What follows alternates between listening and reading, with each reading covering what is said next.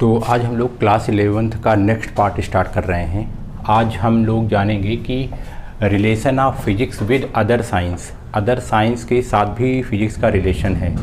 ऐसा नहीं है कि और भी जो साइंस है वो बिना फिजिक्स के काम उसका चल सकता है। अभी आपको पता है कि जो सब्जेक्ट के बारे में स्टडी करता रहता है तो उसकी महत्वता ज़्यादा देता है। तो ये बात करना तो ईगो वाली बात हो गई।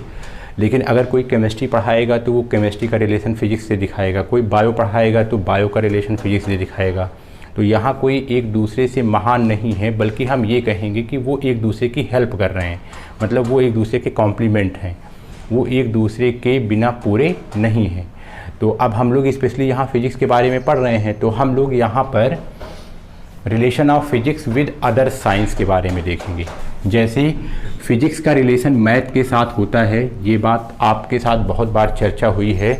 आपको पता है कि हम लोग नेचर को समझ करके जो भी लॉ बिल्डअप करते हैं उसको हम लोग मैथमेटिकल रूल से ज़रूर उसको हम लोग उसका फार्मूला बनाते हैं। तो इसका ये मतलब हुआ कि मतलब फिजिक्स में मैथमेटिक्स का यूज़ है।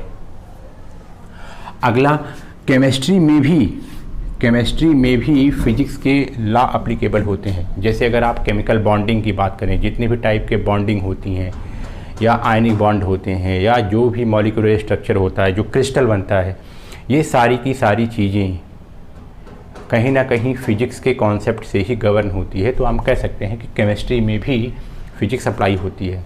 अच्छा, अब जैसे बायो है, बायो में भी फ़िज़िक्स अप्लाई होती है। अब कैसे हमारा ब्लड सर्कुलेशन होता है, कितना प्रेशर होता है, उसमें कौन कौन से रूल अप्लाई होते हैं, या अगर हमको छोटे मोटे सेल्स के बारे में अगर हमको देखना है तो हमको वहाँ माइक्रोस्कोप यूज़ करना पड़ता है। तो इसका मतलब वो सब फिजिक्स का पार्ट है, माइक्रोस्कोप यूज करना। ब्लड सर्कुलेशन में किस टाइप का प्रेशर बिल्डअप हो रहा है, क्या हो रहा है, ये सब सारी चीज़ें भी वहाँ पर कहीं ना कहीं फ़िज़िक्स से अछूती नहीं है। तो वहाँ भी फ़िज़िक्स का इस्तेमाल होता है। और भी ढेर सारी साइंसेज हैं जिसे हमने नहीं लिखा है। जैसे मैं कहूँ कि जियोलॉजी में, मतलब बायोलॉजी की भी एक ब्रांच है, उसमें भी साइंस का यूज़ होता है। या मैं कहूँ जियोग्राफी में जो ये टिंडल इफ़ेक्ट आते हैं, ज्वार भाटा आते हैं, और इन सब में भी फ़िज़िक्स का कहीं ना कहीं अप्लाई होता है। तो कहने का मतलब जहाँ जहाँ साइंस है उसमें कहीं ना कहीं डायरेक्टली या इनडायरेक्टली रूप से फ़िज़िक्स का इस्तेमाल होता है। तो हमें यहाँ पर यही जानना था कि relation of physics with other science.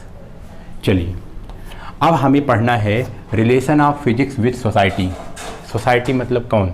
हम सब मिल करके, जितने भी लोग हैं, सारे लोग को मिल करके को क्या बोलते हैं? सोसाइटी। हम हुए, आप हुए, आपके मोहल्ले वाले हुए, गांव वाले हुए, ये सब क्या है? सोसाइटी।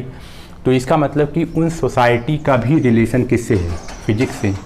अब भाई सोसाइटी का रिलेशन फिजिक्स से है तो इसका क्या मतलब हुआ? इसका ये मतलब हुआ कि जो फिजिक्स हमें कुछ भी रिसर्च करके, फिजिक्स के माध्यम से जो भी रिसर्च करके आती है, वो कहीं ना कहीं सोसाइटी को क्या करती है? प्रॉफिट करती है।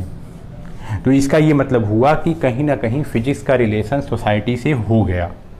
जैसे अब फिजिक्स के कॉन्सेप्ट के बेस पर मान लीजिए टेलीविज़न बनाया गया, तो इसका मतलब इसका यूज़ कौन कर रहा है? सोसाइटी, हम ही लोग कर रहे हैं। तो इसका मतलब फिजिक्स के साथ इसका रिलेशन हो गया। जैसे टेलीफोन का हम लोग यूज़ कर रहे हैं, मोबाइल आप देख रहे हैं, और भी उससे रिलेटेड कोई डिवाइस हैं, ये सब भी, इसमें भी क्या अप्लीकेबल है? फिजिक्स है। तो इसका मतलब फिजिक्स का रिलेशन सोसाइटी से है। जैसे हम लोग अपने रोज़मर्रा के काम में कंप्यूटर का यूज़ करते हैं, तो उसमें छोटी छोटी चिप्स लगी होती हैं, इलेक्ट्रॉनिक डिवाइस लगती हैं, वो सब भी फिजिक्स के कॉन्सेप्ट पर ही गवर्न होती हैं। तो इसका मतलब फिजिक्स का सोसाइटी के साथ रिलेशन है। ऐसी ही ढेर सारी चीज़ें। अब हम अगला पढ़ते हैं, relation of physics with technology. Relation of physics with technology. तो अब हमें एक बात यहाँ समझनी है, टेक्नोलॉजी।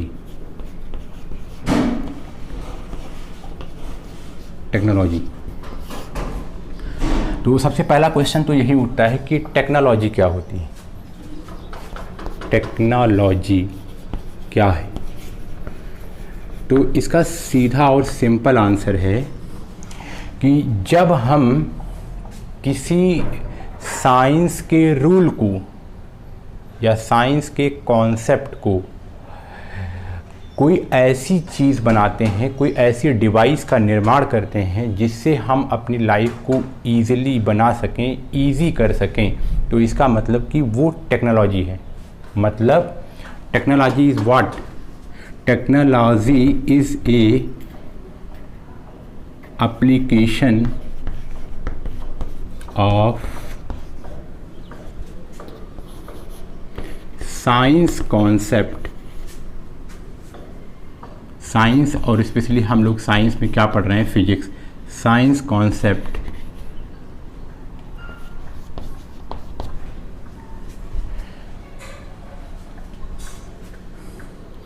Into many device.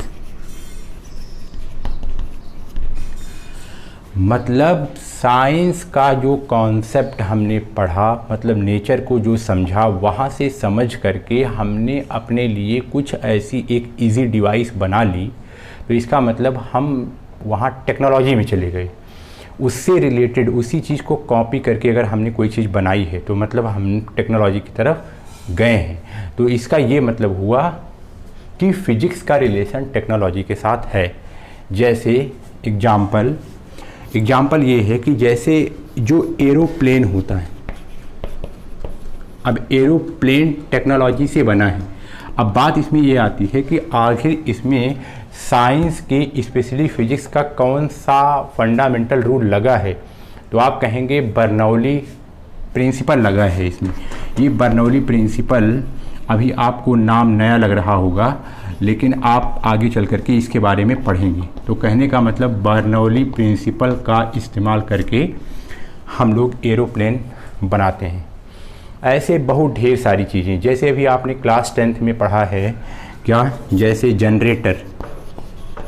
देखिए, जनरेटर आपने एक डिवाइस बनाई अपने काम को इजी करने के लिए, लेकिन इसमें फिजिक्स का कौन सा फंडामेंटल रूल लगा है? तो आप कहेंगे इलेक्ट्रोमैग्नेटिक इंडक्शन।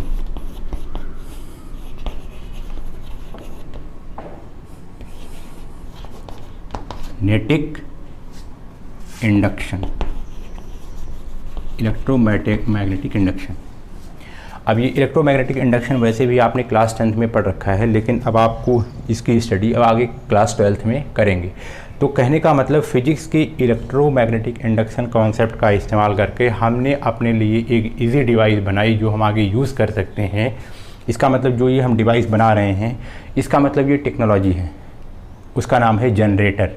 बर्नौली प्रिंसिपल जो कि हम इसी क्लास 11th में ही पढ़ेंगे, इसका यूज़ करके हम एरोप्लेन उड़ाते हैं। इसका ये मतलब है ये टेक्नोलॉजी है। मैंने एक डिवाइस बनाई है। ये क्या है? ये डिवाइस है। और ये भी क्या है? ये भी डिवाइस है। तो दोनों डिवाइस है। किसका यूज़ करके बनी है? फिजिक्स के प्रिंसिपल का यूज़ करके बनी है, या इसको आप ब्रॉड सेंस में बोलेंगे साइंस के प्रिंसिपल का यूज़ करके बनी है। तो जब किसी भी साइंस के प्रिंसिपल का यूज़ करके क्या बनती है? कोई इजी डिवाइस जिससे हम अपनी लाइफ को आसान कर सकते हैं, तो समझ लीजिए वो टेक्नोलॉजी है। अच्छा, तो ये तो हम लोग का थोड़ी सी कहानी नुमा ये चर्चा थी फिज़िकल वर्ल्ड में। अब थोड़ा थोड़ा अब हम धीरे धीरे कॉन्सेप्ट में आते हैं। अब हमें एक बहुत ही इम्पॉर्टेंट, जो कि ये एग्ज़ाम में आता भी है, 1 नंबर का क्वेश्चन इसमें पूछा जाता है, अब हम उसके बारे में चर्चा करने वाले हैं। तो अब हम शुरू कर रहे हैं फंडामेंटल फोर्सेस इन नेचर। ये आता भी है एग्ज़ाम में, इम्पॉर्टेंट है। ज़्यादा तो नहीं आता, 1 मार्क्स का आता है, तो 1 मार्क्स भी बहुत कुछ है। तो इम्पॉर्टेंट क्या है, हमें यहाँ पढ़ना है फंडामेंटल फोर्सेस इन नेचर।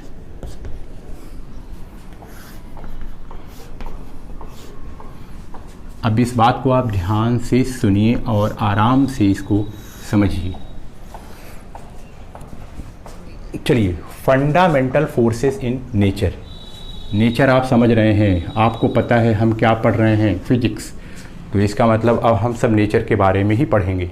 अब नेचर के बारे में हमने पढ़ना शुरू किया।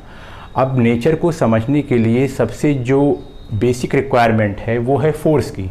सारा खेल फोर्स से ही गवर्न होता है, मैक्सिमम फोर्स से ही गवर्न होता है। तो सबसे बड़ी बात ये आती है कि ये फोर्स क्या होता है, और फोर्स आप जानते हैं, फोर्स आप इसको जानते हैं। वैसे भी जो आपने अर्लियर क्लासेस में पढ़ी है, मैं उसी बात को उठा रहा हूँ, पुश और पुल।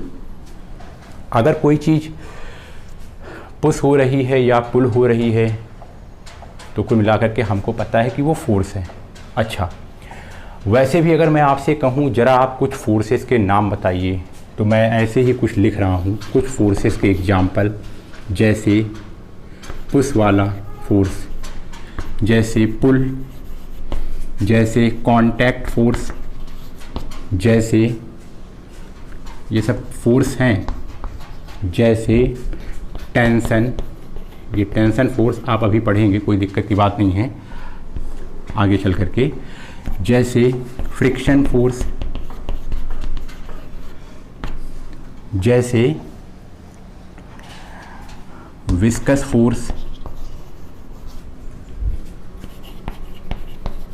जैसे बॉयंसी फोर्स, बॉयंसी फोर्स। कहने का ये मतलब है कि जैसे आपने ये भी देखा मस्कुलर फोर्स, आपने और भी पहले क्लासों में पढ़ा है, छोटी छोटी क्लासों में 6, 7, 8 में, तो हम बोलते थे ये मस्कुलर फोर्स। कहने का मतलब फोर्स के कई नाम हैं, मस्कुलर, कांटेक्ट, फ्रिक्शन, या जैसे स्प्रिंग का फोर्स, ये भी होता है। ये सब आप यहीं पर आकर के पढ़ेंगे, जैसे स्प्रिंग फोर्स। तो ऐसे ही लाइक दैट बहुत ढेर सारे फोर्सेस हैं। अगर हम इनका चार्ट बनाने जाएंगे तो ये पता नहीं कितने फोर्स हो जाएंगे, इनका कोई वो नहीं है, बहुत ढेर सारे फोर्सेस हो जाएंगे। तो इन फोर्सेस के बारे में इतना कुछ जानना या इनके बारे में इतना कुछ जान पाना, ये थोड़ा सा एक कॉम्प्लिकेटेड काम है। अगर हम सारी फोर्स का चार्ट बनाएंगे तो हम लोग बहुत थोड़ा यहाँ पर लिखे हैं, बस केवल आपका ध्यान लाने के लिए। तो हमने फोर्स के बारे में हमने देखा है कि नेचर में ये सब फोर्सेस होते हैं। अब वही बात है कि मैंने आपको बताया था कि फिजिक्स एक चीज़ चाहती है, फिजिक्स चाहती है कि काश इसका यूनिफिकेशन हो जाए। आपको याद होगा यूनिफिकेशन क्या होता है? यूनिफिकेशन ये होता है कि काश ये जितने भी 100, 150, 200, 250 जितने भी फोर्स का नाम आप बोल रहे हैं, काश ये मैक्सिमम फोर्स एक ही रूल से अगर गवर्न हो जाएं। अगर जो इसका फंडामेंटल जो लॉ है, ये किसके कारण ये ऐसा कर रहे हैं, अगर इसका कॉमन रीजन हो जाए तो हमें इन सब फोर्स को पढ़ने में आसानी हो जाएगी। तो इसका ये मतलब हुआ, ये इतने ढेर सारे फोर्सेस हैं। मान लीजिए मैंने जो भी लिखा है, मान लीजिए मैं कहता हूँ कि हमारे ध्यान में 200 टाइप के फोर्सेस हैं। अब 200 टाइप के फोर्सेस को अलग अलग स्टडी करना ये तो बड़ा मुश्किल काम है। तो हमारा हृदय ये चाहेगा कि इन 200 फोर्सेस में बहुत सारी चीज़ें कॉमन हो जाएं। अगर हम इनको ऐसे ही माइक्रोस्कोपिक लेवल पर देखने जाएं तो हम ये पाएँ कि इनमें भी वही रूल लग रहा है, इनमें भी वही रूल लग रहा है, इनमें भी वही रूल लग रहा है, इनमें भी वही रूल लग रहा है। कहने का मतलब जो सबका बेस है, मतलब जो सबका फंडामेंटल है, वो सारा का सारा फंडामेंटल कहीं ना कहीं मैच खा रहा है। तो इसका मतलब जो ये इतनी ब्रॉड सेंस में है, हम इन सब चीज़ों को क्या कर रहे हैं, यूनिफाइड, मतलब हम सब में कॉमन बातें ढूंढ ढूंढ करके मैं उसकी ग्रुपिंग कर रहा हूँ। अगर हमें कॉमन बातें ढूंढ ढूंढ करके मैं उसकी ग्रुपिंग करने लगूंगा तो क्या पता जो हमें 200 फोर्सेस हैं वो हमारा एफर्ट बहुत आसान हो जाएगा, और क्या पता कि हमें बहुत कम ही फोर्स पढ़ना पड़ेगा। तो ये काम साइंटिस्टों ने किया। जो इतने ढेर सारे टाइप के फोर्सेस थे, इन सब फोर्सेस का रूट इन्होंने ढूंढना शुरू किया, मतलब फंडामेंटल, मतलब ये कौन से उस बेसिक रूल से गवर्न हो रहे हैं, क्या है इनके पीछे का राज, इनके पीछे का सीक्रेट क्या है। तो उन्होंने ये पाया कि जो भी हमको 200, 250, 500 जितने भी टाइप के फोर्स हैं, डजंट मैटर, लेकिन उन्होंने एक बात ये कही कि इस नेचर में केवल और केवल 4 फंडामेंटल फोर्स पाए जाते हैं। अब 4 फंडामेंटल फोर्स, इसका मतलब इन्हीं फोर्स की स्टडी की गई और देखा गया बहुत ढेर सारे फोर्स कॉमन रूल से फॉलो हो रहे हैं। तो इसका मतलब उनको अलग अलग क्यों पढ़ना, उनको हम एक ही साथ कर लेते हैं। तो इसका मतलब कि जो अगर मान लीजिए मैं कहता हूं कि इसमें 200 फोर्स ऐसे हैं जो अलग अलग हैं, अगर मैंने आपको बता दिया कि इसमें से 50, 50, 50, 50 50 फोर्स ऐसे हैं जो सेम रूल गवर्न कर रहे हैं, 50 फोर्स ऐसे हैं जो सेम रूल गवर्न कर रहे हैं, 50 ऐसे हैं जो सेम कर रहे हैं, 50 ऐसे हैं जो सेम कर रहे हैं, तो इसका मतलब ये हो जाएगा, हमें पता चल जाएगा कि अच्छा, कहने का मतलब अब हमें बेसिकली केवल 4 टाइप के ही फोर्सेस पढ़ने हैं। अगर हम 4 टाइप के फंडामेंटल फोर्सेस को पढ़ लेंगे तो अगर हमको बारी बारी से जब किसी भी तरीके से अगर हमारे सामने ये सब फोर्सेस आएंगे तो हम उनके बारे में जानते रहेंगे कि आखिर ये कौन से फंडामेंटल फोर्स का पार्ट है, आखिर ये सारे फोर्स कौन से फंडामेंटल फोर्स से गवर्न होता है।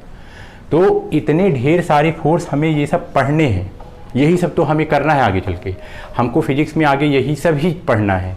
तो हम वो सब तो आगे पढ़ेंगे ही, लेकिन कुल मिलाकर के ये जितने भी आगे चैप्टर में 11, 12 या फिर जब तक आप फिजिक्स पढ़ेंगे कितने भी फोर्सेस उसमें आ रहे हैं, तो ये कहा गया कि सारे फोर्स केवल और केवल 4 फोर्सेस से ही गवर्न होते हैं।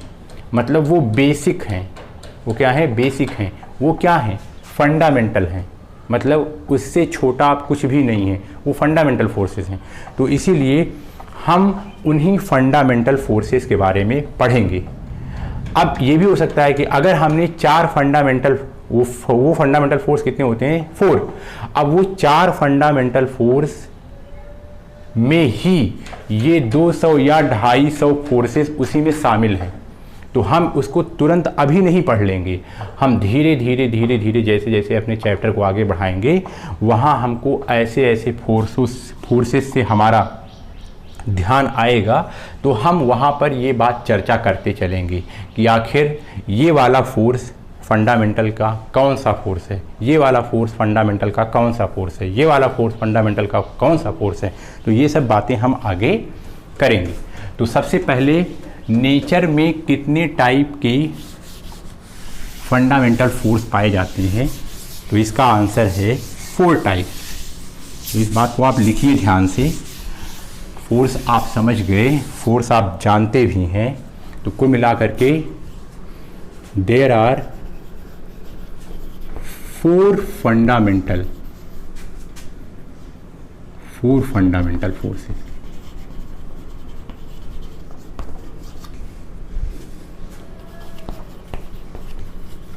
exist in nature।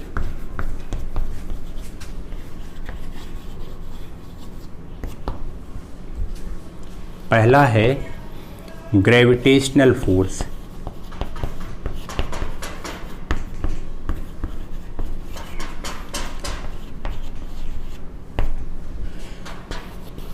सेकंड है वीक न्यूक्लियर फोर्स,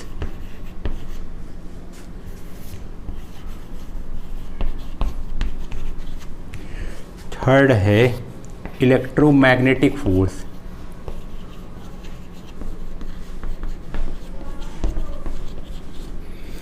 और फोर्थ है स्ट्रांग न्यूक्लियर फोर्स।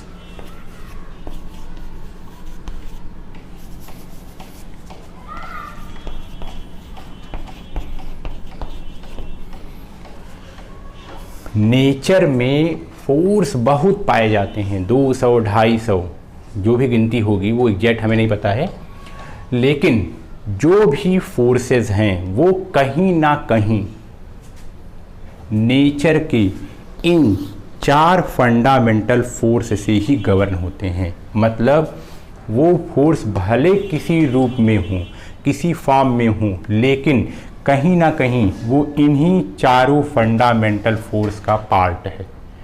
तो हमें ये 4 फंडामेंटल फोर्सेस समझ में अगर आ गया कायदे से, तो फिर आगे हमको जैसे जैसे वो फोर्स पता चलते जाएगा तो हम देखते जाएंगे कि अच्छा ये वाला फोर्स कौन सा है, ये वाला फोर्स कौन सा है, ये वाला फोर्स कौन सा है, ये वाला फोर्स कौन सा है। जैसे मान लो मैं ऐसे कहूँ, अगर मैं कहूँ आपको मैंने यहाँ पर x, y, z, t, p, q, मान लीजिए इतने फोर्स हैं अलग अलग। अब जब आप इनकी प्रॉपर डिफिनीशन जान जाएंगे तब ये भी चेक, मान लीजिए आप पढ़ते पढ़ते फिजिक्स में पढ़ते पढ़ते गए और आपको एक यक्स टाइप का फोर्स मिला, तो जब आप उसकी बेसिक पढ़ेंगे तो आपको ये पता चल जाएगा कि यक्स इसमें से कौन सा फंडामेंटल है। मान लीजिए कि वो वीक न्यूक्लियर, तो ये यक्स वीक न्यूक्लियर का पार्ट है। मान लीजिए आपने वाई के बारे में बेसिक पढ़ा, तो अगर मान लीजिए हो सकता है कि ये ग्रेविटेशनल फोर्स का पार्ट हो। जैसे मान लो मैंने कहा जेड, मान लीजिए ये इसका पार्ट हो, या मैंने कहा क्यू, मान लीजिए ये इसका पार्ट है। लाइक दैट आगे जितने भी फोर्सेस पढ़ेंगे वो कहीं ना कहीं इन्हीं फोर्सेस के पार्ट रहेंगे। ये बात को आपको इतनी समझ में आ रही होगी। तो आइए हम लोग अपना पहला फंडामेंटल फोर्स स्टार्ट करते हैं, जिसका नाम है ग्रेविटेशनल फोर्स। और ग्रेविटेशनल फोर्स आपने इसको पढ़ा भी है, पहला फंडामेंटल फोर्स ग्रेविटेशनल फोर्स। तो ग्रेविटेशनल फोर्स के बारे में आइए हम अपनी चर्चा शुरू करते हैं। पहला fundamental force gravitational force.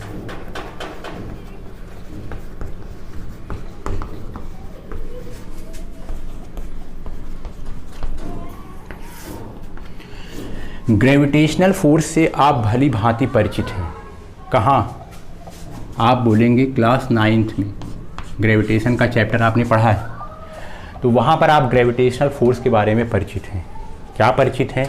Gravitational force, मैं आपको याद दिला रहा हूँ, ग्रेविटेशनल फोर्स हमेशा उन दो बॉडी के बीच में लगती है जिनके पास मास होता है।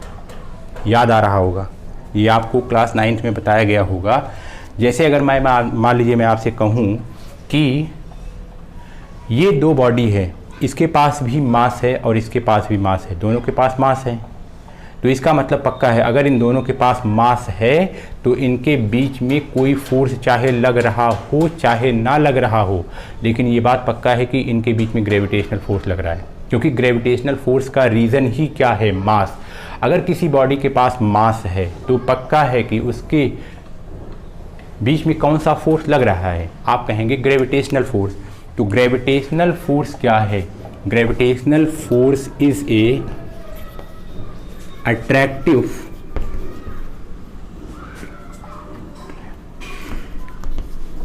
Nature force, nature force which acts in between masses। Gravitational force हमेशा अट्रैक्टिव नेचर का होता है।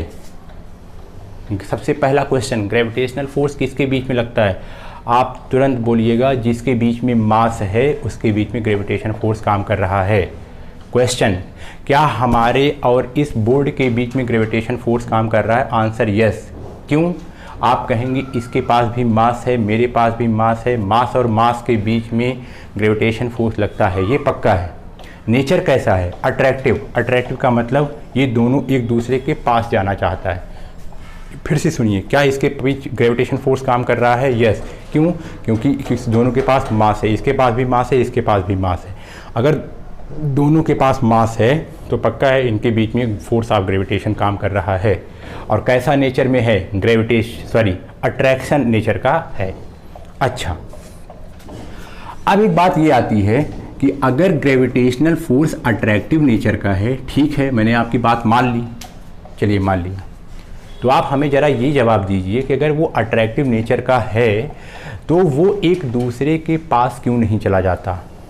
फिर से सुनिए, अगर मेरे और बोर्ड के बीच में ग्रेविटेशन फोर्स काम कर रहा है और आपने ये बताया कि ये अट्रैक्टिव नेचर का है तो हमको दोनों को तो चिपक जाना चाहिए, लेकिन क्यों नहीं जाता? तो इसका आंसर है जो ग्रेविटेशन फोर्स होता है ये सबसे वीक फोर्स होता है, सबसे कमज़ोर। इसकी ताकत इतनी ज़्यादा नहीं है कि ये किसी को पकड़ करके खींच ले।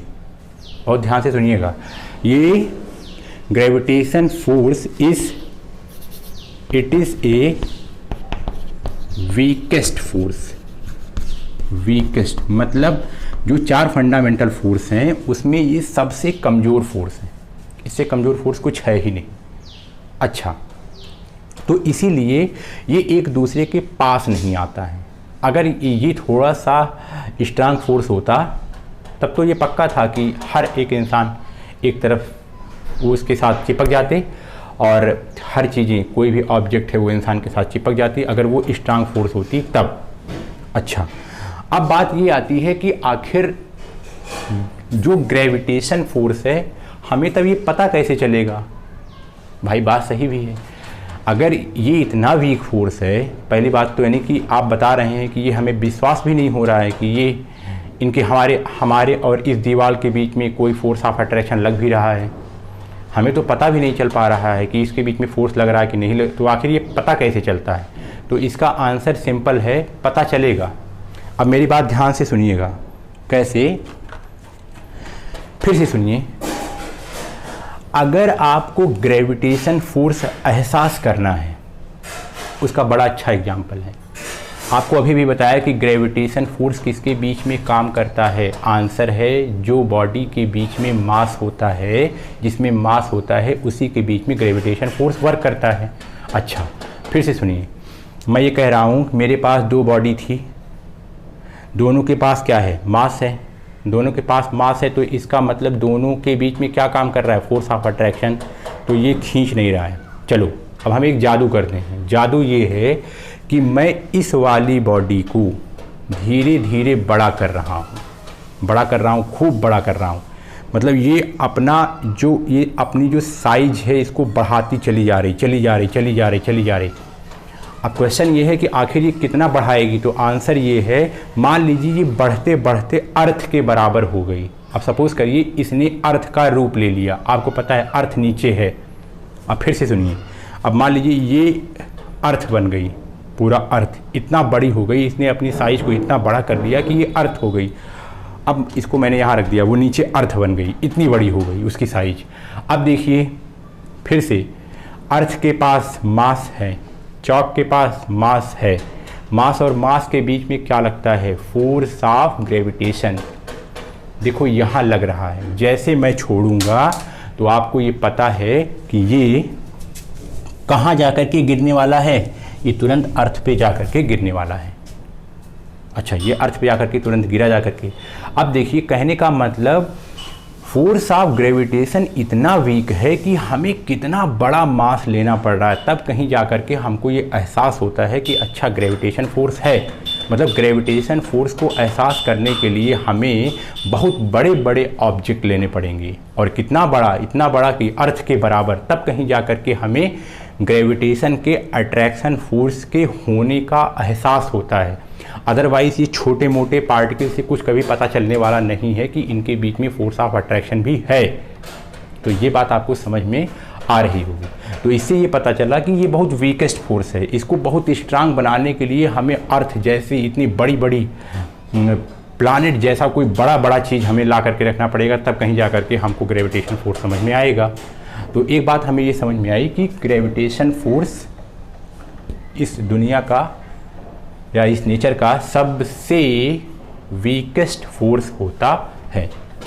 अब अगला क्वेश्चन ये उठता है कि आखिर ग्रेविटेशन फोर्स निकालने का फार्मूला क्या होता है। तो ग्रेविटेशन फोर्स निकालने का फार्मूला आपने क्लास 9th में पढ़ा है, जिसको किसने जनरेट किया है? तो आंसर है इसको न्यूटन ने जनरेट किया है। ये तो आप जानते ही हैं, न्यूटन। और आपको इसका प्रूफ पता है। क्या पता है? ग्रेविटेशन फोर्स, अगर आप इस ग्रेविटेशन फोर्स को F मानिए, ग्रेविटेशन फोर्स को आप क्या मानिए? F। ये ग्रेविटेशन फोर्स टोटली एक्सपेरिमेंटल था, एक्सपेरिमेंट के बेस पर ये फोर्स बनाया गया था। उसमें ये देखा गया कि ग्रेविटेशन फोर्स बढ़ेगा जब 2 ऑब्जेक्ट का मास बढ़ता चला जाएगा। ये आपने क्लास 9th में किया है। ग्रेविटेशन फोर्स की वैल्यू जितना ज़्यादा होते चली जाएगी जब दोनों का मास क्या होता चला जाएगा, बड़ा होता चला जाएगा। ये पहली बात आपने देखी थी। दूसरी बात आपने देखी थी ग्रेविटेशन फोर्स जैसे जैसे उनके बीच की डिस्टेंस का स्क्वायर, मतलब जैसे जैसे उनके बीच की डिस्टेंस को ज़्यादा किया जाएगा वैसे वैसे ग्रेविटेशन फोर्स की वैल्यू कम होती चली जाएगी।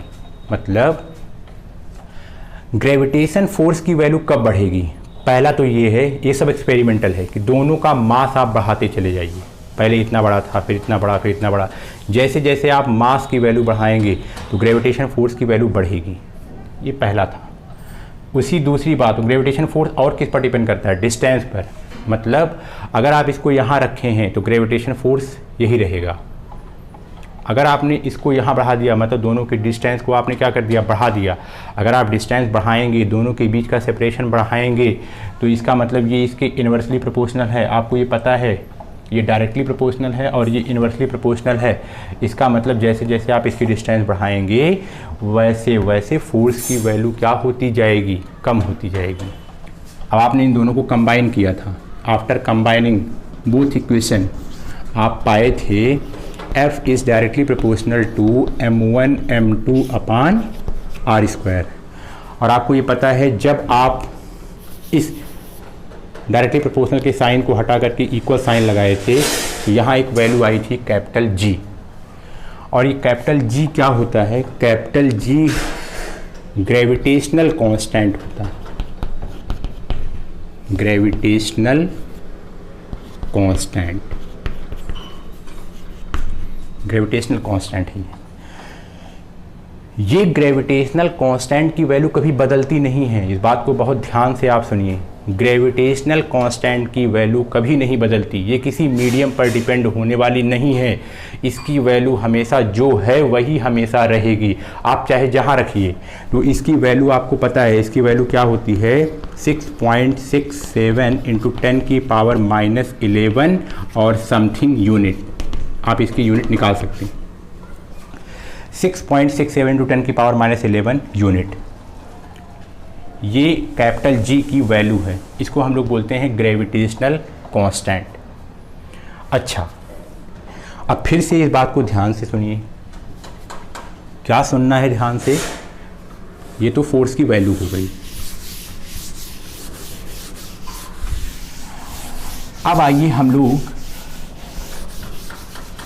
कुछ बातें और समझते हैं ग्रेविटेशनल फोर्स में। ये बात आपको क्लास 9th में बताई गई है कि ग्रेविटेशनल फोर्स के पास कोई भी शील्डिंग इफेक्ट नहीं होता। एक खास बात और भी है, gravitational force has no shielding effect. इसका मतलब क्या है, इसका मतलब आप ध्यान से सुनिए, ग्रेविटेशनल फोर्स का कोई शील्डिंग इफेक्ट नहीं होता है। शील्डिंग का मतलब होता है किसी चीज़ के बीच में पर्देदारी कर दीजिए। मतलब पहले आप शील्डिंग का मतलब समझिए। जैसे आपने दो चुंबक का खेल खेला होगा। अगर आपके पास दो चुंबक है, आप मैग्नेट, अगर आप उसको चिपका दिए हैं तो आपने खेल खेला होगा। आप उसी में एक एक्सपेरिमेंट करिए। उन दोनों चुंबक के बीच में आप एक पेज भर दीजिए। मतलब अगर मान लीजिए ये एक मैग्नेट है, नॉर्थ पोल। अभी ये सब आप अभी थोड़ा सा मैं आपको समझा रहा हूँ कि शील्डिंग इफेक्ट होता क्या है, लेकिन पहले आप इसको समझिए। जैसे मान लीजिए मैं कहूँ ये एक नॉर्थ पोल है और ये साउथ पोल है, दोनों के बीच में फोर्स ऑफ अट्रैक्शन है। मैंने क्या किया, एक पेज भर दिया, अब चिपकाया। मैं चेक कर रहा हूँ फोर्स, 2 पेज डाला, 3 पेज, 4, 5, 6, ऐसे करते करते मैंने एक इतनी मोटी कापी इसी के अंदर भर दिया। तो हम देखते हैं कि पहले जब हम एक पेज लगाए थे तो फोर्स थोड़ा सा कम हुआ, 2 पेज लगाए उसके बीच में तो फोर्स और कम हो गया। ऐसे करते करते अगर हमने इतनी मोटी कापी ही इसके बीच में डाल दी तो हम देखते हैं कि ये दोनों अब चिपकता नहीं है। ये इधर गिर जाता है और ये इधर गिर जाता है। तो इसका ये मतलब हुआ कि जो ये वाला फोर्स है, ये मैग्नेट वाला फोर्स है, ये ग्रेविटेशन फोर्स नहीं है, ये मैग्नेट वाला फोर्स है। मतलब मैग्नेट फोर्स बीच में अगर शील्डिंग की जाएगी, मतलब अगर इसमें पर्देदारी की जाएगी, मतलब अगर इसमें कुछ इनबिल्ड किया जाएगा तो पक्का है कि जो फोर्स की वैल्यू है इनके दोनों के बीच में वो कहीं ना कहीं इफेक्ट होगी। हमने ऐसा जाना था, ये हमको समझ में आता है। तो हम करते क्या है गलती से, हम यही एक्सपीरियंस अपने साथ हमेशा शेयर किए रहते हैं और इसको गलती से हम ग्रेविटेशनल फोर्स में लगा देते हैं। लेकिन इसका आंसर ये है कि ग्रेविटेशनल फोर्स में बीच में आप चाहे जितनी शील्डिंग करिए, कभी भी ग्रेविटेशन फोर्स की वैल्यू कम नहीं होगी। मैग्नेट वाले फोर्स में इसकी वैल्यू कम हो जाएगी, लेकिन जब आप ग्रेविटेशन फोर्स यही काम कर रहे होंगे, ग्रेविटेशन फोर्स की वैल्यू देख रहे होंगे, तो आप उसके बीच में चाहे एक दीवार नहीं 10 दीवार खड़ी कर दीजिए, ग्रेविटेशन फोर्स की वैल्यू जो आ रही थी वही आएगी। तो इसी का मतलब है gravitation force has no shielding effect. मतलब अगर मैंने कहा कि ये दो ऑब्जेक्ट था, दोनों के बीच में क्या था, मास था, दोनों के बीच में क्या था, मास था। जैसे मैं कहूँ ये ऑब्जेक्ट ये है और दूसरा ऑब्जेक्ट ये है, दोनों के बीच में क्या है, मास। एक के बीच में m1, दूसरे के बीच में m2, तो पक्का है इनके बीच में कौन सा फोर्स काम कर रहा है, आंसर है ग्रेविटेशन फोर्स। क्यों? क्योंकि ये मास है। अच्छा मान लीजिए कि मैंने कहा कि मान लीजिए इनके बीच जो फोर्स लग रहा है वो 10 न्यूटन का है। कितने का है? 10 न्यूटन का है। तो हमने एक काम किया, चलिए अभी इसके बीच में कुछ नहीं था, तो हमने जब इसको इतने ही डिस्टेंस पर रखा था तो हमने देखा कि ग्रेविटेशन फोर्स की वैल्यू 10 न्यूटन है। फार्मूले से आप निकाल सकते हैं। कौन सा formula? F = G m1 m2 r² से, अगर आपको इसकी डिस्टेंस दी जाएगी तब। अच्छा अब हमने क्या किया, अब हमने इसी के बीच में और ढेर सारे हम मटेरियल रखते गए। अब हमको क्या लगा, हम तो वही एक्सपीरियंस लेकर के आए हैं मैग्नेट वाला, तो हमें लगेगा कि हम इसके बीच में कुछ रखे हैं, इससे जो इसका फोर्स पहले 10 न्यूटन वर्क कर रहा था अब तो ये 10 न्यूटन नहीं करेगा, अब ये कुछ कम हो जाएगा। लेकिन ये बात पूरी तरीके से गलत है। ग्रेविटेशन फोर्स में ऐसा नहीं होता है।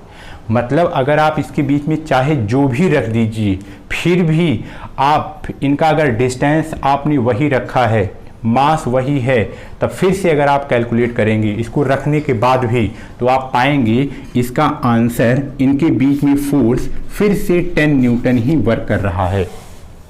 तो इसमें एक रूल निकला। क्या निकला? कि ग्रेविटेशनल फोर्स उसके बीच में कोई शील्डिंग कर दीजिए तो उसका कोई इफेक्ट पड़ने वाला नहीं है। और फोर्स में हो सकता है, लेकिन ग्रेविटेशन फोर्स में शील्डिंग का कोई इफेक्ट नहीं होता है। अच्छा अभी मैं इसको प्रॉपर्टी आपको ऐसे ही सीक्वेंस से लिखा दूंगा। मैं आपको ये इसकी प्रॉपर्टी समझा रहा हूँ। अगली बात आप ध्यान से सुनिएगा, बहुत ध्यान से। जो ग्रेविटेशन फोर्स होता है ना, वो सेंट्रल फोर्स होता है। ग्रेविटेशन फोर्स कौन सा फोर्स होता है? सेंट्रल फोर्स होता है। ग्रेविटेशन फोर्स सेंट्रल फोर्स होता है। इसका क्या मतलब हुआ? इसका मतलब कि वो सेंटर टू सेंटर अप्लाई होता है। मतलब इधर देखिए, जैसे मान लो मैं कहूँ कि एक ऑब्जेक्ट ऐसा है, इसके पास मास है, इसका मास m1 है। एक ऑब्जेक्ट ये दूसरा है, इसके पास मास m2 है। ये पूरा मास ऐसे ही फिलअप है, भरा हुआ मास है, अंदर कुछ भी खाली नहीं है, भरा हुआ मास है। ठीक है, ये m1 है, ये m2 है। अब आप खुद बताइए, ये भले इतना बड़ा मास है, लेकिन ये मास से मिलकर बना है। यहाँ भी छोटा पार्टिकल, यहाँ भी छोटा पार्टिकल, यहाँ भी छोटा पार्टिकल, यहाँ भी, यहाँ भी, यहाँ भी, यहाँ भी, यहाँ भी, मतलब छोटे छोटे पार्टिकल से मिलकर के ये मास बना हुआ है। वैसे ये भी छोटे छोटे पार्टिकल से मिलकर के ये वाला मास बना हुआ है। अब हम थोड़ा कंफ्यूज हो जाते हैं। क्या? हमें तो ये बताया गया है कि ग्रेविटेशन फोर्स हमेशा मास और मास के बीच में लगता है। तो मैं आपसे पूछूं कि ज़रा आप इनके बीच का फोर्स निकाल करके बताइए। अगर आपको ये बात नहीं बताई जाएगी तो आप उल्टा सीधा करेंगे। क्या करेंगे भाई? किसी का मन, कोई बच्चा ये वाला मास उठाया और यहाँ से लाके इसको जोड़ दिया, इतनी डिस्टेंस छोड़ दिया उसने।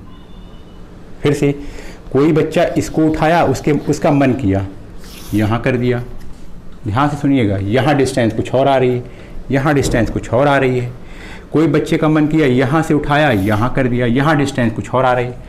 मतलब इस बॉडी के डायमेंशन के कारण डिस्टेंस की वैल्यू बदल बदल जा रही है। तो अब यहाँ पर फोर्स कैलकुलेट करना तो बड़ा मुश्किल काम है। अब हम सोचेंगे कि हम किसको निकालें, ये वाला माना जाएगा कि ये वाला माना जाएगा कि ये वाला माना जाएगा कि ये वाला माना जाएगा, कौन सा माना जाएगा? भाई हम तो अपने हिसाब से सही चल रहे हैं, यहाँ भी मास है, यहाँ भी मास है, हमने इसके बीच की डिस्टेंस ले ली। तो इस बात को आपको समझने के लिए ये सब बात आपको गहराई से बताई जाएगी जब आप ग्रेविटेशन का चैप्टर पढ़ेंगे तब। लेकिन अभी आप इतनी बात के लिए यहाँ पर ध्यान दीजिए कि जो हमारा ग्रेविटेशन फोर्स होता है वो सेंट्रल फोर्स होता है। ये कहा गया ग्रेविटेशन फोर्स हमारा सेंट्रल फोर्स होता है। मतलब बॉडी की कुछ भी डायमेंशन रहे, हमको खट से उसको सेंटर मान लेना है। मतलब ये कोई बॉडी है, हमको इसको क्या करना है, ऐसा मानना है कि ये ऐसे सेंटर पर है। मतलब ये, अब हम ये पूरी बॉडी नहीं देखेंगे, ये इसका सेंटर है। फिर से अगर मान लीजिए ये वाली बॉडी है तो हमको कहीं और नहीं जाना है, हमको ऐसे मानना है कि इसको हमने कहाँ बैठा दिया, सेंटर पर। और अब हम क्या करेंगे, इसको सेंटर टू सेंटर मिला देंगे, हमारा मास भी काम ओके हो जाएगा और हम इसको सेंटर टू सेंटर मिला देंगे। फिर से सुनिए, अब जैसे आपको ये पता है कि हमारे और इस बोर्ड के बीच में ग्रेविटेशन फोर्स काम कर रहा है, लेकिन अब देखिए हमारी बॉडी इतनी बड़ी है तो हमारे पास बहुत सारे मास हैं, हम कौन सा लें, और ये भी बड़ा है तो कौन सा लें। तो तुरंत आपको एक काम करना है, सबसे पहले इस बोर्ड को ऐसे समेट लेना है यहाँ पर, ये इसका सेंटर, हमको समेट लेना है यहाँ पर, ये इसका सेंटर, ये इसका सेंटर। दोनों सेंटर और सेंटर के बीच में कितना फोर्स काम कर रहा है, मास वही आपको मानना है जितना हमारा मास है।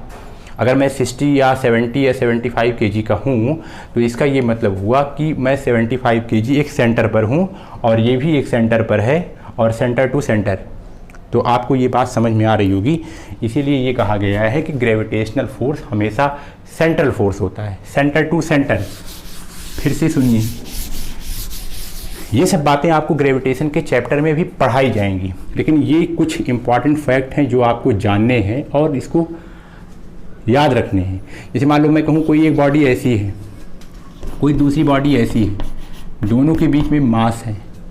अगर इनके बीच में आपको ग्रेविटेशन फोर्स निकालना है तो सबसे पहला काम उसका सेंटर, ऐसा मानो इसको समेट दो, समेट करके मास तो वही रहेगा, समेट करके मान लो इसका सेंटर यहाँ, सब इसको बना करके इकट्ठा कर दो। अब ये हो गया है इसका सेंटर, ये मान लिया। अब ये इसको मैंने पूरी तरीके से सेंटराइज कर दिया तो इसका सेंटर ये, सेंटर टू सेंटर हमने क्या किया, मिला दिया। इसका मास कितना था m1, इसका मास कितना था m2, इसका डिस्टेंस कितनी थी r। तो हम लगा देंगे F is equal to capital G m1 m2 upon r²। हम अपनी कैलकुलेशन कर लेंगे। तो कहने का मतलब ये सेंटर टू सेंटर है। अच्छा, अब अगली प्रॉपर्टी आप ग्रेविटेशन फोर्स की जरा देखिए जो हमें यहाँ समझनी। ग्रेविटेशन फोर्स कंजर्वेटिव फोर्स होता है। Gravitation force is a conservative force,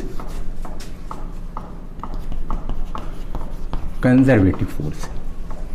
अच्छा, अब ये कंजर्वेटिव फोर्स क्या होता है, ये आपके लिए नया है। ग्रेविटेशन फोर्स कंजर्वेटिव फोर्स होता है, ये कंजर्वेटिव नेचर का होता है। कंजर्वेटिव होता क्या है, वैसे आपने क्लास 9th में ये बात की है। कंजर्वेटिव फोर्स अभी हम वर्क एनर्जी पावर वाले चैप्टर में इसी क्लास 11th में उसके बारे में पढ़ेंगे, लेकिन हम आपको यहाँ इतना बता रहे हैं कि कंजर्वेटिव फोर्स आखिर पहचानते कैसे हैं। अब मेरी बात आप ध्यान से सुनिए, अगर आपको ये पहचानना है कि कौन सा फोर्स कंजर्वेटिव है या नहीं, तो इसका आंसर ये है कि अगर वो वाला फोर्स, कौन सा फोर्स, जिस फोर्स को हम पहचानना चाहते हैं कि वो कंजर्वेटिव है या नहीं, तो इसका मतलब ये हुआ कि अगर हम उसके अगेंस्ट कोई वर्क डन करेंगे तो पक्का है पोटेंशियल एनर्जी उसमें स्टोर हो जाएगी। मतलब फिर से सुनिए, जिस फोर्स को हमें पहचानना है कि ये कंजर्वेटिव है या नहीं, ठीक है, तो हम कैसे पहचानेंगे? तो आप कहेंगे अगर आप उस फोर्स के अगेंस्ट, उसके विपरीत कोई वर्क करें किसी बॉडी पर, अगर उस बॉडी में क्या स्टोर हो जाए, पोटेंशियल एनर्जी, तो इसका मतलब पक्का समझ लो कि वो कंजर्वेटिव फोर्स है।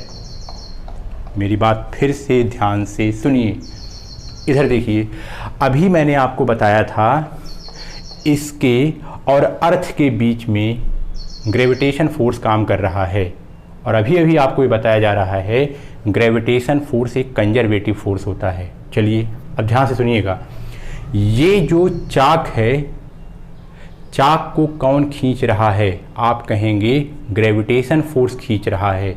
कौन सा ग्रेविटेशन फोर्स?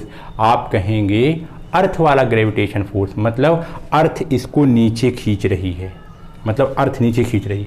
अब ध्यान सुनना, अब हमको ये वाला जो फोर्स ये नीचे खींच रहा है, हमको इस वाले फोर्स को, जिसका नाम ग्रेविटेशन फोर्स है, हमको इसको पहचानना है कि कंजर्वेटिव है कि नहीं। तो हम क्या करेंगे? इसके अगेंस्ट काम करेंगे। मतलब ग्रेविटेशन फोर्स इधर काम कर रहा है, हम अपना फोर्स लगा करके इसको इधर ऊपर ले जाते हैं। तो ऊपर ले जाने से आपको ये पता है कि इसकी पोटेंशियल एनर्जी इसमें आती चली जा रही है। यहाँ पोटेंशियल एनर्जी कम थी, यहाँ पोटेंशियल एनर्जी और ज़्यादा है। ये कैसे पता चलता है? छोड़ने पर। अगर छोड़ने पर कोई बॉडी अपने आप ही चली जाए तो समझ जाना कि उसके पास पोटेंशियल एनर्जी थी, मतलब इसके पास पोटेंशियल एनर्जी है, यस है। कैसे पता चलेगा? छोड़ दो तो पता चल जाएगा। अगर चली जाएगी तो पक्का है कि इसके पास पोटेंशियल एनर्जी, ये देखो, इसका मतलब इसके पास पोटेंशियल एनर्जी थी। तो इसका मतलब ये हुआ कि ग्रेविटेशन फोर्स इधर काम कर रहा है, हम इसके अगेंस्ट काम करने जा रहे हैं। तो हम देख रहे हैं लगातार इसमें पोटेंशियल एनर्जी का इजाफा हो रहा है, बढ़ोतरी हो रही है। इसका मतलब ये पक्का है कि ये कंजर्वेटिव फोर्स है। फिर से सुनिए, फिर से सुनिए, कंजर्वेटिव फोर्स फिर से सुनिए। जैसे मैं आपसे कहूँ कोई एक स्प्रिंग है, देखा होगा आपने, अभी स्प्रिंग अपने नॉर्मल कंडीशन में है। अब स्प्रिंग के अंदर जो फोर्स लगता है ना, उसको स्प्रिंग वाला फोर्स बोलते हैं। अब हमें ये पहचानना है कि ये स्प्रिंग वाला फोर्स क्या कंजर्वेटिव फोर्स है। तो उसका आंसर सिंपल है, स्प्रिंग का फोर्स कंजर्वेटिव है कि नहीं। हमने क्या किया? स्प्रिंग फोर्स के अपोजिट मैंने वर्क किया, मतलब मैंने इस स्प्रिंग को पकड़ करके फैला दिया। अगर जब मैंने इस स्प्रिंग को पकड़ करके फैलाया तो अब ये स्प्रिंग इतनी बड़ी हो गई, यहाँ इसको ज़बरदस्ती ले आए, ये इतनी बड़ी हो गई। अब आप पता करना चाहते हैं क्या इसमें पोटेंशियल एनर्जी आई? तो पोटेंशियल एनर्जी आने की शर्त क्या है? आंसर सिंपल है, छोड़ो। कोई काम करेगा तो पक्का जान लो कि उसमें पोटेंशियल एनर्जी है। जैसे ही आपने छोड़ा, आपने देखा ये खट से वापस आ गई। इसका मतलब जब हम उसके अगेंस्ट काम कर रहे थे तो इसमें भी पोटेंशियल एनर्जी आई। इसका मतलब स्प्रिंग वाला फोर्स भी कैसा फोर्स है? आंसर है कंजर्वेटिव फोर्स है। फिर से सुनिए, आपने मैग्नेट का खेल खेला होगा, मैग्नेट का खेल खेला होगा। आपने ऐसे भी कभी किया होगा कि आपने अगर अपने हाथ में दो मैग्नेट लिया होगा तो कभी कभी ऐसा होता है कि वो एक दूसरे को रिपल करता है। अच्छा, इसका मतलब अगर ये दोनों मैग्नेट है, ये एक दूसरे को रिपल कर रहा है, लेकिन हम ज़बरदस्ती उसको पकड़ करके यहाँ ऐसे उसको ज़बरदस्ती ले आ रहे हैं, रिपल कर रहा है। रिपल किधर कर रहा है? इधर। हम वर्क किधर कर रहे हैं? मतलब इस वाले फोर्स के अपोजिट डायरेक्शन में, इस वाले फोर्स के अपोजिट डायरेक्शन में। तो इसका मतलब ये हुआ, अगर ये कंजर्वेटिव फोर्स होगा तो इसका मतलब इसमें पोटेंशियल एनर्जी होगी। तो कैसे पता चलेगा? छोड़ दो तो पता चल जाएगा। जैसे मैं छोड़ूंगा तो पता लगा मेरे छोड़ने पर ये दोनों मैग्नेट खट से दूर भाग गए। इसका ये मतलब हुआ कि इसमें पोटेंशियल एनर्जी है। इसका ये मतलब हुआ कि ये भी कंजर्वेटिव फोर्स है। कंजर्वेटिव फोर्स और भी उसका मैथमेटिकल फॉर्मेट है, तो इसको हम वर्क एनर्जी पावर में पढ़ेंगे, लेकिन कुल मिला के आपको कंजर्वेटिव फोर्स का ये मतलब समझ में आ रहा है। तो इसका ये मतलब हुआ ग्रेविटेशनल फोर्स कंजर्वेटिव फोर्स होता है। मतलब अगर इसके अगेंस्ट अगर हम कोई काम करेंगे तो पक्का है ये पोटेंशियल एनर्जी बटोर करके ले आएगा, आपको देगा, ये पक्का है। तो इसका ये मतलब हुआ कंजर्वेटिव फोर्स है ये। अच्छा, आगे चलते हैं। जो हमारा ग्रेविटेशनल फोर्स होता है ना, gravitational force inverse square law को फॉलो करता है। ये कहाँ से पता चला? अरे फार्मूले से, F = capital G m1 m2 upon r square. देखिए ये इसके इनवर्स है, तो इसको बोलेंगे कि ये इनवर्स, मतलब इसका उल्टा, डिस्टेंस का उल्टा स्क्वायर, मतलब ये इनवर्स स्क्वायर लॉ को फॉलो करता है। कौन? Gravitational force. और उसी में दूसरी बात, ग्रेविटेशनल फोर्स m1 और m2 के प्रोडक्ट के डायरेक्टली प्रोपोर्शनल होता है। ये बात तो आपको पता ही है। मतलब m1 m2 का मास अगर बढ़ेगा तो इसका मतलब कि ग्रेविटेशनल फोर्स की वैल्यू बढ़ जाएगी। तो अभी मैं जितनी चीज़ें आपको इस प्रॉपर्टी में पढ़ाया हूँ, इसको बात को मैं अभी यहाँ पर लिख दे रहा हूँ, आप इसको आराम से अपनी नोट्स कॉपी पे लिख लीजिएगा। तो ग्रेविटेशनल फोर्स की प्रॉपर्टी जो है, पहला, gravitational force is a universal force, मतलब ये हर जगह लगता है। ये ऐसा नहीं है कि कहीं लगेगा कहीं नहीं लगेगा, जहाँ पर भी ये मास देखेगा वहीं पर लगेगा।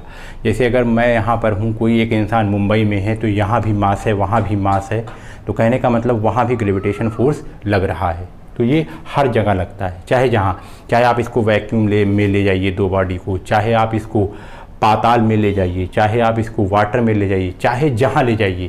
तो कहने का मतलब ग्रेविटेशनल फोर्स अगर दो बॉडी के पास मास है तो वहाँ पर ये फोर्स लगेगा, ये पक्का है। तो इसका मतलब ये यूनिवर्सल है और ये अट्रैक्टिव नेचर का है, ये बात आपको बताई गई थी। अगला, ये एक लॉन्ग रेंज फोर्स है, वही बात तो आपको बताया कि यानी कि ये एक लॉन्ग रेंज का मतलब ये इन्फिनिटी तक लगता है, इन्फिनिटी तक भी ये फोर्स आराम से लगता है, बहुत लॉन्ग रेंज फोर्स है। अगला, नो इफेक्ट ऑफ शील्डिंग, मतलब अगर आप इसमें कोई पर्देदारी कर दीजिए, शील्ड कर दीजिए, बीच में कुछ बैरियर ले आइए, तो भी वहाँ पर उस फोर्स का कोई इफेक्ट पड़ने वाला नहीं है। अगला, ये एक सेंट्रल फोर्स है, ये आपको बताया था अभी सेंट्रल फोर्स, और जब सेंटर टू सेंटर मिलाएंगे तो वहाँ लाइन ज्वाइनिंग रहेगी, ये बात आपको समझाया। अगला, ये दुनिया का सबसे वीकेस्ट फोर्स है, ये भी बात आपको बताई गई, और ये फोर्स कंजर्वेटिव फोर्स होता है, ये भी बात आपको बताई गई। अगला, छठा प्रॉपर्टी, सातवीं प्रॉपर्टी इसकी क्या है, वो फार्मूले से ही, सातवीं प्रॉपर्टी इसकी ये है, ये फोर्स डायरेक्टली प्रोपोर्शनल होता है m1 और m2 के। आठवीं प्रॉपर्टी है, ये फोर्स इनवर्स स्क्वायर लॉ को फॉलो करता है, इनवर्स स्क्वायर लॉ को फॉलो करता है ये। अच्छा, अब बात ये आती है कि ग्रेविटेशन फोर्स कहाँ कहाँ देखा जाता है, इसका एग्जाम्पल क्या है। तो ये बात आप इसको आराम से ध्यान से लिख लीजिए, और अब मैं इसको डिलीट करने चल रहा हूँ। ग्रेविटेशनल फोर्स का एग्जाम्पल कहाँ कहाँ है, तो इस बात को आप ध्यान से सुनिए। तो ग्रेविटेशन फोर्स का एग्जाम्पल, जैसे फॉल ऑफ एप्पल, कोई एप्पल गिर रहा है या कोई भी ऑब्जेक्ट गिर रहा है, तो इसका मतलब वो ग्रेविटेशन फोर्स के कारण ही। या जैसे जितना भी सैटेलाइट अपने ऑर्बिट में मूव कर रही है, वो सब, all planet moves in own orbit due to gravitation force.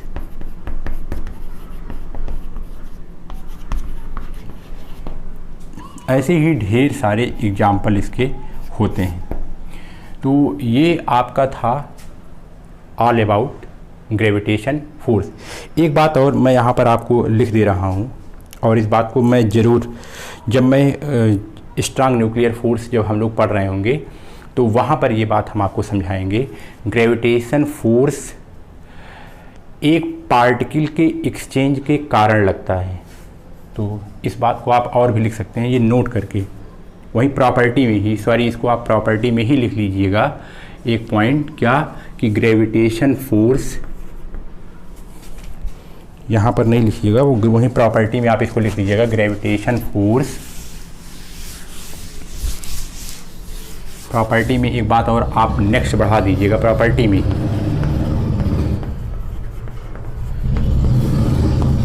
Gravitation force due to exchange of graviton particle, इसके बारे में हम लोग चर्चा करेंगे। आप एकदम परेशान मत होइए। जब हम लोग ग्रेविटेशन पढ़ लेंगे उसके बाद उसी समय हम ग्रेविटेशन जब हम आपको स्ट्रांग न्यूक्लियर फोर्स समझाएंगे तो उस समय हम ये बात आएंगे। ये जो ग्रेविटेशन फोर्स लगता है किसी बॉडी के बीच में, ये बात अभी आप यहाँ पर याद रखिए कि वो ग्रेविटॉन पार्टिकल के एक्सचेंज के कारण। अगर हमारे और इस बोर्ड के बीच में क्या लग रहा है, ग्रेविटेशन फोर्स, तो इसका मतलब ये हुआ कि हमारे और इनके बीच में ग्रेविटॉन पार्टिकल का एक्सचेंज हो रहा है, तभी वहाँ पर ग्रेविटेशन फोर्स एग्जिस्ट करता है। तो ग्रेविटॉन पार्टिकल के कारण ही ग्रेविटेशनल फोर्स लगता है। अब ये क्या है ये हम उसी समय आपको चर्चा करेंगे। Thank you.